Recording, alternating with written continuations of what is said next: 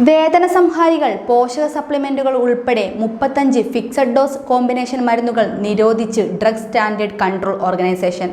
അംഗീകാരമില്ലാത്ത FDCകളുടെ നിർമ്മാണം, വിൽപ്പന, വിതരണം എന്നിവ ഔദ്യോഗികമായി നിരോധിച്ചുകൊണ്ട് കേന്ദ്ര ആരോഗ്യ കുടുംബക്ഷേമ മന്ത്രാലയം കഴിഞ്ഞ ദിവസം ഗസറ്റ് വിജ്ഞാപനം പുറപ്പെടുവിപ്പിച്ചിട്ടുണ്ട്.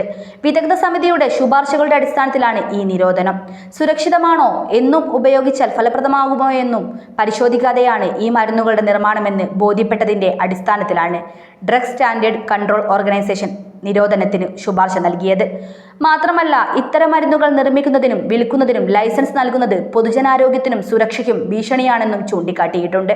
ഇവ കൂടാതെ ഫിക്സഡ് ഡോസ് കോമ്പിനേഷൻ മരുന്നുകൾ അംഗീകരിക്കുന്നതിനുള്ള നടപടിക്രമങ്ങൾ പുനഃപരിശോധിക്കാനും 1940 ഡ്രഗ്സ് ആൻഡ് കോസ്മെറ്റിക്സ് ആക്ടിലെ വ്യവസ്ഥകളും നിയമങ്ങളും കർശനമായി പാലിക്കുന്നുണ്ടെന്ന് ഉറപ്പാക്കാനും ഓർഗനൈസേഷൻ നിർദ്ദേശിച്ചിട്ടുണ്ട്.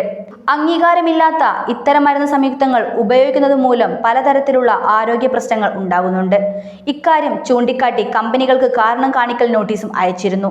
എന്നാൽ ഇത്തരം മരുന്നുകൾക്കുള്ള ലൈസൻസുകൾ നൽകിയിട്ടുണ്ടെന്നായിരുന്നു കമ്പനികളുടെ മറുപടി. കെ ഫയൽ ന്യൂസ് ഡെസ്കിൽ നിന്നും അനുശ്രീ രാമചന്ദ്രൻ.